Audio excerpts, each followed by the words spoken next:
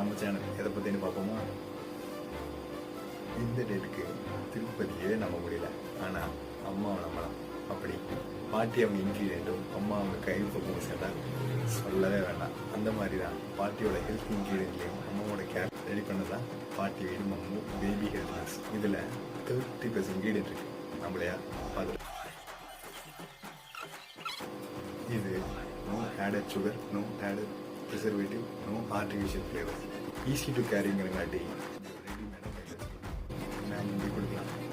Maximum sugar avoid பண்ணிட்டு இனிப்பு சேர்த்துக்கணும். பேபிக்கு நல்லது. இந்த சுடுதண்ணியில் இல்லை சூடான பாலில் கூழ் மாதிரி மிக்ஸ் பண்ணி குழந்தைக்கு ஃபீட் பண்ணலாம். ரொம்ப நல்லது.